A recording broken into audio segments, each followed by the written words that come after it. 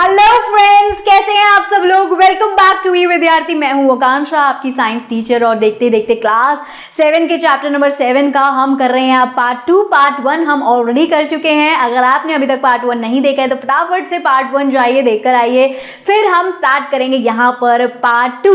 तो भाई पार्ट 1 में हमने अभी तक क्या पढ़ा था। हमने चैप्टर नंबर 7 जो कि क्या है, हीट ट्रांसफर इन नेचर की भैया हमारे आसपास के नेचर और सराउंडिंग में हीट का आदान प्रदान कैसे होता है, ये हम पढ़ रहे हैं डिटेल में। जिसमें हमने सबसे पहला जो प्रोसेस है कंडक्शन, उसके बारे में काफी ज्यादा डिटेल, उसका पूरा एक्सपेरिमेंट एक्टिविटी देख के सब अच्छे से समझ लिया। आई होप आपको अब अच्छे से अंडरस्टैंड हो गया होगा, क्योंकि एनसीईआरटी ने खुद से ही बहुत अच्छा एक्सप्लेनेशन अब आपको दिया है।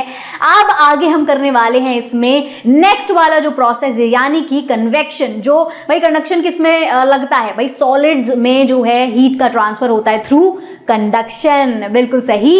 और अब लिक्विड्स और गैस में कन्वेक्शन के प्रोसेस से हीट का ट्रांसफर होता है। कैसे, यही तो हमें सीखना है, यही हमें पढ़ना है। चलिए आइए देखते हैं कि एनसीईआरटी ने क्या क्या आपको बताया हुआ है, क्या इंटरेस्टिंग फैक्ट ये लेकर आई है। अब पेमा जो है बच्ची, अगर आपको याद होगा चैप्टर जैसे ही स्टार्ट हुआ था तो भाई दो जो बच्चे थे, भाई बहन, पेमा और उसका भाई, वो फायर प्लेस पे बैठे हुए थे, आग सेक रहे थे, मस्त एकदम अपने हाथ जो है गर्म कर रहे थे गैंगटॉक की सर्दियों में, है ना। तो वहां से पेमा ने क्या नोटिस कर लिया, स्मोक की तरफ उसने देखा, जो फायरवुड का जलता हुआ, जब जहां पे वो फायरवुड जल रहा था उसमें से जो स्मोक आ रहा था, उसने उसकी तरफ गौर फरमाया। ठीक है, अब उसने बोला क्या, why is the smoke going up. उसने दिमाग ये लगाया कि जो ये स्मोक है ये ऊपर ही क्यों उठ रहा है, ये ऊपर ही क्यों जा रहा है, वाई इट इज राइजिंग, ठीक है, और going up. So because of convection. Answer तो ये है, पर ये क्या प्रोसेस है, इसके पीछे पूरी जो डिटेल जो कहानी है वो अब हम देखते हैं क्या है। सो इसको अंडरस्टैंड करने के लिए कि वो जो स्मोक है वो ऊपर हवा में क्यों जा रहा था, हम परफॉर्म करेंगे एक एक्टिविटी। चलिए आइए देखते हैं एक्टिविटी की तरफ। तो भाई एक्टिविटी में आपको 2 पेपर के ले लेने हैं कप्स, जो कि इक्वल साइज के, और बिल्कुल सेम कप आपको 2 ले लेने हैं, एकदम आइडेंटिकल जुड़वा कप आपको लेने हैं। आपको उसके आपको लेनी है एक वुडन स्टिक, एक लकड़ी की इस तरीके की स्टिक लेनी है, आपको 2 धागे लेने हैं, और इक्वल डिस्टेंस पे 2 कोनों पे स्टिक के आपको वो एकदम बराबर लेवल पे इस तरीके से बांध देने हैं। ठीक है, अब बांधने के बाद आपको करना क्या है, आप इसकी पोजीशन को बढ़िया एकदम सेट कर देंगे कि ये इक्वल रहे। अब आपको इसके नीचे एक गरम गरम जलती हुई, ठीक है, कैंडल रखनी है पेपर कप के नीचे, किसी भी साइड एक पेपर कप के नीचे आप ये रख सकते हैं। और अब आपको ऑब्जर्व करना है। ठीक है, अब आपको अपनी सुपर पावर का इस्तेमाल करना है, जो कि आपकी आंखें हैं। आपको ऑब्जर्वेशन निकालनी है, ऑब्जर्वेशन आपको करनी है, देखनी है, और फिर कंक्लूजन आपको निकालना है। ठीक है, तो ऑब्जर्वेशन आपको क्या मिलेगी कि जो ये कैंडल आप जिस साइड लगा रहे हो वो वाला पेपर कप थोड़ा सा ऊपर उठ गया है, राइज हो गया है। सो ऐसा क्यों हो रहा है, ऐसा इसलिए हो रही है, देखो ऑब्जर्वेशन क्या हुई कि एक साइड का पेपर कप ऊपर उठ रहा है, और वो क्यों उठ रहा है, ठीक है, वो देखते हैं। तो वो इसलिए ऊपर उठ रहा है because the air around the candle flame, वो जो कैंडल फ्लेम है, जो लौ है उसकी, जो जलती हुई लौ है कैंडल के ऊपर जहां वो जल रही है, उसके आसपास की जो हवा है वो गर्म हो गई है ना। गर्म हो गई है तो वो इधर उधर फैलने लगी है, ऊपर जाने लग जाएगी धीरे धीरे, है ना। और जो गर्म हवा होती है वो हमेशा हल्की लाइटर होती है, और जो ठंडी हवा होती है वो हमेशा हैवियर होती है, ये आपने याद रखना है। तो भाई गर्म हवा हल्की है तो वो ऊपर राइज होने लग जाती है, ऊंची से ऊंची से ऊंची ऊपर तक चली जाती है, इजिली एक्सपैंड होती चली जाती है। तो as a result it become lighter and rise up. ठीक है, वो एक्सपैंड होगी तो ज्यादा स्पेस ले रही है, इस वजह से वो जो कप है वो ऊपर की तरफ थोड़ा सा उठ गया है, क्योंकि हवा उसके नीचे जो भी हवा है वो ऊपर जा रही है, तो वो कप को भी अपने साथ एक ऊपर लेकर जा रही है। अब यू कैन एक्सपीरियंस, अब आप एक और एग्जाम्पल देख सकते हैं इस चीज का। ठीक है, करना क्या है कि अगर आप आधा फुलाया हुआ बलून सूरज की किरणों के बिल्कुल नीचे कहीं छोड़ दो, रख दो, तो क्या होता है, उसके आसपास की हवा भी क्या गर्म हो जाएगी, और वो जो बलून है अभी आधा फूला हुआ है, फिर वो थोड़ा और फूल जाएगा, और उसके अंदर हवा जो है, एयर जो है भर जाएगी। ठीक है, बढ़ जाएगी या भर जाएगी। So after the air in the balloon gets heated it expand. ठीक है, सो जो एयर है इन द बलून के अंदर वो हीट हो जाएगी, सूरज की गरम गरम किरणों की वजह से अंदर जो उसकी हीट है वो क्या हो जाएगी, गर्म हो जाएगी, और एक्सपैंड करेगी। ठीक है, एक्सपैंड करेगी तो जो बलून है वो थोड़ा सा बड़ा हो जाएगा, फूल जाएगा। ठीक है। अब देखो, अगर आपको भी बनना है होशियार तो हो जाइए तैयार और फटाफट से जाकर फ्री डाउनलोड करिए ई विद्यार्थी की वेबसाइट पे बार बार, और ये वीडियो देखिए पूरी लगातार। चलिए आगे बढ़ते हैं इसी के साथ। सो अब यहाँ अगली चीज क्या है, अगला सवाल देखो, एयर में तो आपने देख लिया कि कन्वेक्शन का प्रोसेस कैसे काम करता है, क्या कि भाई जो हवा होती है जब वो गर्म हो जाती है तो गर्म हो जाने के बाद वो हल्की हो जाती है और ऊपर राइज करने लग जाती है, यही प्रोसेस है। अब दूसरा, यहाँ इस तरीके से हीट का ट्रांसफर होता है एयर में। अब लिक्विड में यहाँ सवाल आता है कि जो लिक्विड है क्या उसमें भी इसी तरीके से हीट का ट्रांसफर होता है, क्या लिक्विड भी गर्म होकर एयर की तरह ऊपर राइज करने लग जाता है, उठने लग जाता है। तो चलिए आइए देखते हैं, इसके लिए भी एक एक्टिविटी परफॉर्म करते हैं। कोई भी एक्टिविटी देखो आपको खुद से नहीं करनी है, किसी बड़े के या टीचर के सुपरविजन में करनी है। क्यों? क्योंकि यहाँ हर जगह मोस्टली क्या है, आग का काम है, फ्लेम का काम है, आप जल सकते हो, आपको इंजरी हो सकती है, तो खुद से ये सब नहीं करना है। अब आपको 500 ml का एक बीकर ले लेना है, जार ले लेना है, इस तरीके का एक स्टैंड होता है, ट्राइपॉड स्टैंड, उसको रख दें, उसके ऊपर आपको उस जार को रख देना है। आपकी लेबोरेटरी में ये मिलेगा, अगर आपके टीचर ये कराएं तो बहुत बढ़िया बात है, नहीं तो आप खुद कुछ और जुगाड़ करके ये सेटअप बना सकते हैं अपना थोड़ा सा दिमाग लगाकर। ठीक है, अब यहाँ आपको करना क्या है, एक स्ट्रॉ की मदद से यहाँ बीचों बीच एक पोटेशियम परमैंगनेट, एक तरीके का बेसिकली केमिकल होता है, बोल सकते हैं हम, लैब में मिलता है और वो पिंकिश कलर का होता है, वो बिल्कुल उसका एक छोटा सा ग्रेन कण उसको आपको लेना है और बिल्कुल छोटा सा दाना यहाँ बीचों बीच छोड़ देना है सेंटर में। अब आपको यहाँ कैंडल जो है नीचे इसके लगानी है और उस पर आग लगानी है और कैंडल को जला देना है, और फिर से आपको अपनी सुपर पावर का इस्तेमाल करना है। आपकी आंखें आपको ऑब्जर्व करना है कि अब होता क्या है, होगा क्या। कुछ देर बाद आप देखोगे कि ये जो पोटेशियम परमैंगनेट का एक ड्रॉप पड़ा हुआ था, हल्की सी एक लाइन, कलर की स्ट्रीक, आप इसकी कलर की स्ट्रीक को आपको नोटिस करना है, वो कुछ इस तरीके से ऊपर उठ रही है और फिर ऐसे फोल्ड होके इस तरफ जाएगी, ऐसी आपको दिखेगी, और या फिर इस तरफ जाएगी, ऐसा आपको ऑब्जर्वेशन नजर आएगा कुछ देर के बाद।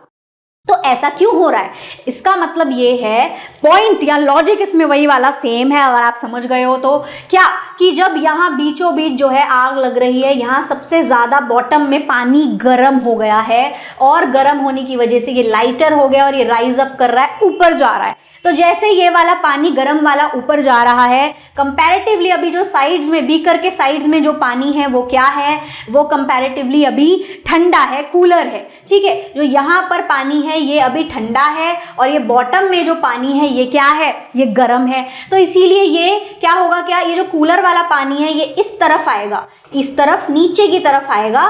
ठीक है, जब ये नीचे की तरफ आएगा तो ये इस तरफ जाएगा। ठीक है, तो ये भी फिर धीरे धीरे गर्म हो जाएगा। ऐसे ही ये ठंडा वाला जो पानी है यहाँ पर भी सेम फंडा होगा। ठीक है, तो ये रोटेशन चलती रहेगी, जिसकी वजह से होगा क्या, पूरा पानी धीरे धीरे करके हीट हो जाएगा, गर्म हो जाएगा। ठीक है, अभी साइडों में कंपैरेटिवली पानी जो है थोड़ा सा ठंडा है, जिस समय बीचों बीच बहुत ज़्यादा गर्म है, तो इसीलिए वो पानी क्या हो रहा है, एक प्रेशर क्रिएट हो रहा है, वो लाइट हो रहा है, ऊपर चला जा रहा है, और साइड वाला इधर से नीचे आ जा रहा है, और फिर वो गर्म हो रहा है, फिर वो ऊपर जा रहा है। इस तरीके से एक साइकिल जो है चल रहा है, इस तरफ भी और इस तरफ भी, दोनों साइड से जो बीकर है दोनों साइड्स में ये पानी ठंडा वाला नीचे आ रहा है। क्यों? क्योंकि ठंडा पानी भारी होता है तो वो नीचे आएगा, सिंक होगा, बॉटम में आएगा, और फिर जैसे ही बॉटम में आके वो गर्म हो जाएगा तो वो गर्म होने के बाद लाइटर हो जाएगा और ऊपर उठने लग जाएगा। तो ये प्रोसेस चलता रहेगा। और बॉइलिंग वाटर का भी ध्यान से देखना है, ऐसे बुलबुले जब बनते हैं इस तरीके से ही बनते हैं ना, गोल गोल, जब बॉइलिंग वाटर बुड़ कर रहा होता है तो वो यही प्रोसेस हो रहा होता है उसके अंदर, इस तरीके से। समझ आ गया? यही लिखा है यहाँ पर, water at the bottom of the beaker gets heated, जो बॉटम में पानी है, ठीक है, वो हीट हो जाएगा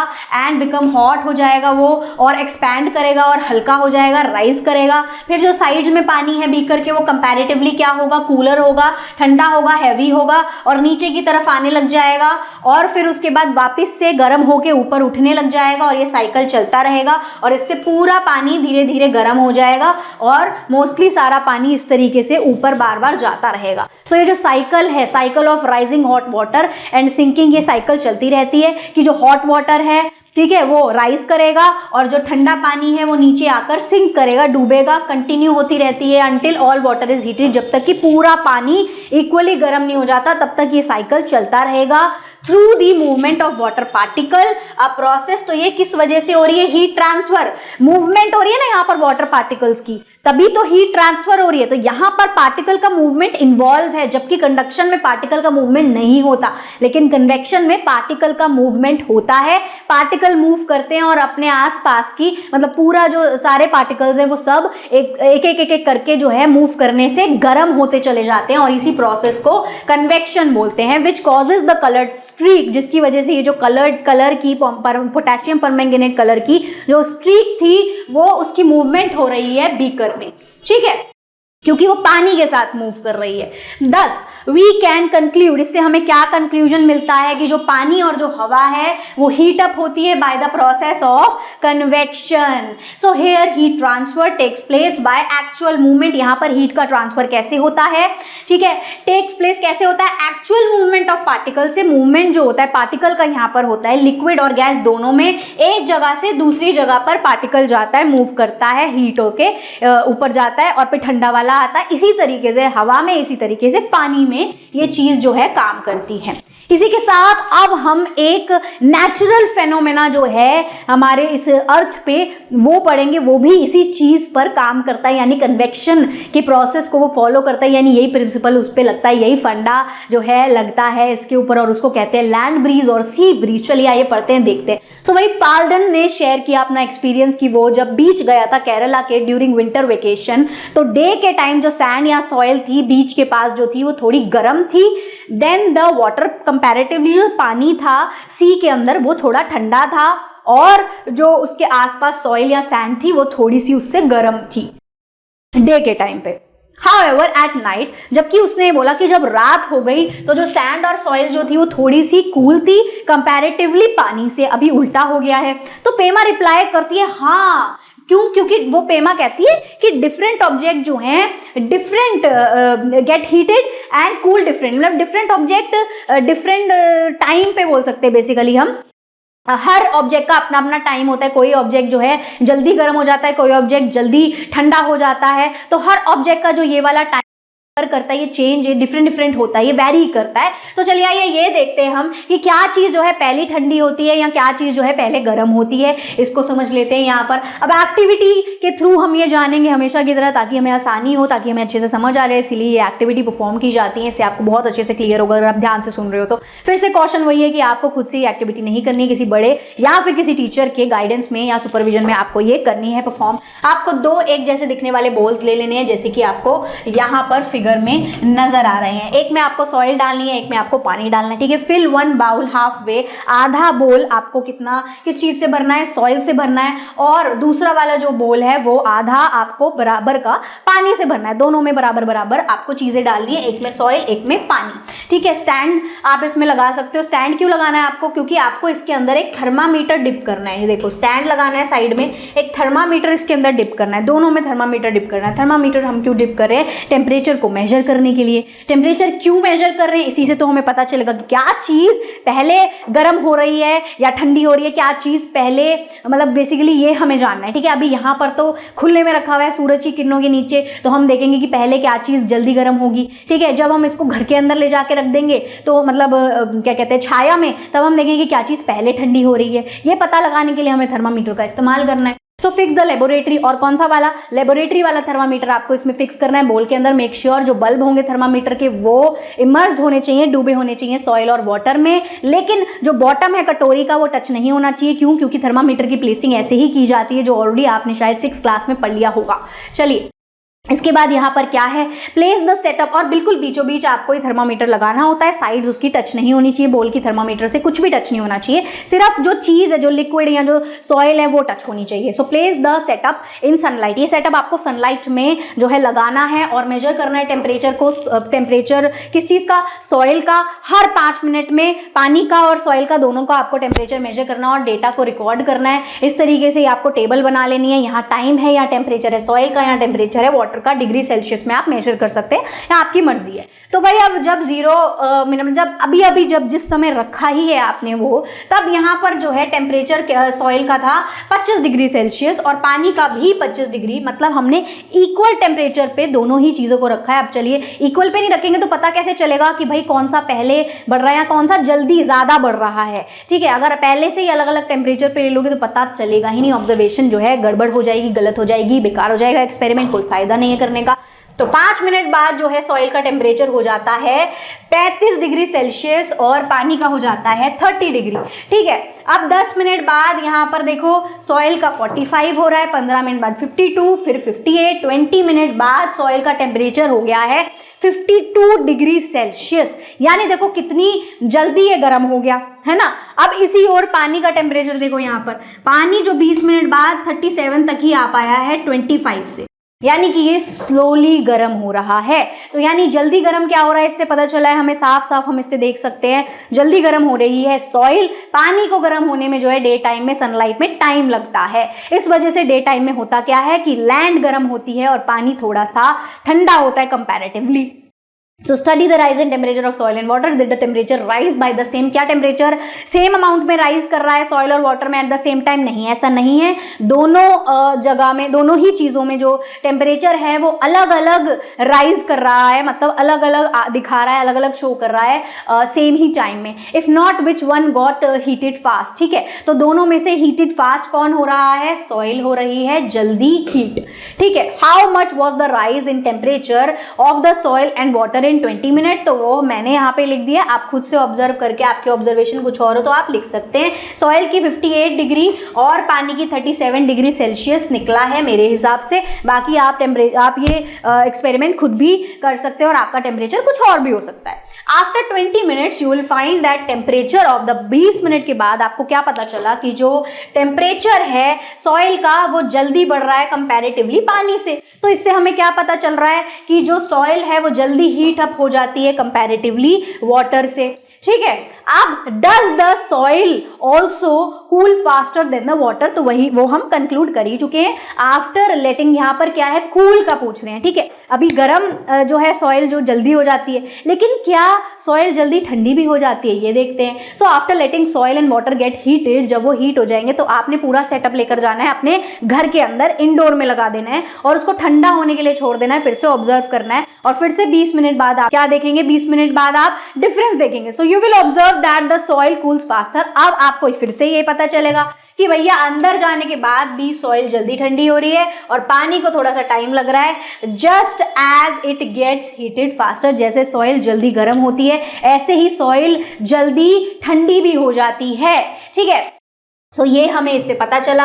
इसी फेनोमेना पे काम होता है, इसी फेनोमेना पे, इसी फंडे पे जो है क्या चीज़ चलती है, सी ब्रीज और लैंड ब्रीज क्रिएट होता है। तो देखो कोस्टल एरियाज में जो लोग रहते हैं वो इस फेनोमेना को फील करते हैं अपनी रोज़ की लाइफ में, एहसास लेते हैं वो अलग अलग टेम्परेचर्स का और अलग अलग जो है अलग अलग जगह से उनको हवा मिलती है दो टाइम पे, जैसे कि सुबह अलग, मतलब डे टाइम में अलग और रात को अलग, वो मज़े लेते हैं ज़िंदगी के। तो जो कोस्टल एरियाज में लोग रहते हैं वहाँ पर लैंड हीट हो जाती है जल्दी कंपैरेटिवली डे टाइम में, पानी से जल्दी लैंड हीट हो जाती है during the day causing warm air, जिसकी वजह से गरम गरम हवा लैंड के ऊपर होती है और वो राइज कर जाती है and cooler sea air to move toward the land. तो जो ठंडी ठंडी हवा जो है सी की वो किधर आती है, वो आती है लैंड की तरफ, इसी को कहते हैं sea breeze. So this cool hot area, इसकी वजह से क्या होता है, जो गर्म वाला एरिया है वो क्या हो रहा है, क्योंकि देखो गर्म हवा तो ऊपर राइज हो गई, अब जो सी वाली ठंडी हवा है वो लैंड की तरफ आती है, जिसकी वजह से लैंड में थोड़ी सी क्या है, ठंडक बन जाती है। दिस कूल हॉट एरिया, इसकी वजह से जो हॉट एरिया है वो थोड़े से कूल हो जाते हैं। So houses have windows facing the C.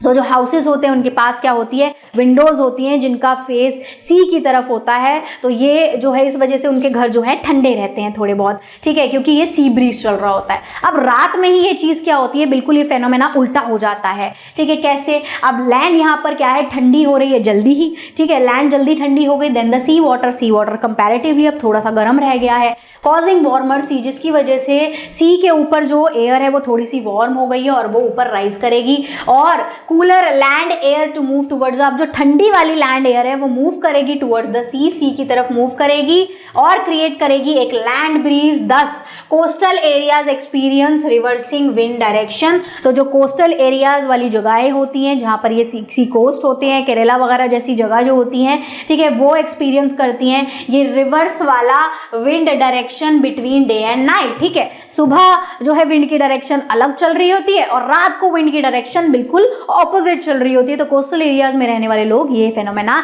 Experience करते हैं और उन्हें बड़ा मजा आता है। चलिए, इसी के साथ अभी ये टॉपिक सिर्फ यही तक था, क्योंकि ये टॉपिक तो खत्म हो गया है। आई होप आपको बहुत अच्छे से अब कन्वेक्शन भी समझ आ गया होगा। Thank you so much for watching. अब हम अगली वीडियो में करेंगे रेडिएशन। चलिए, तब तक के लिए बाय बाय क्यूरीज।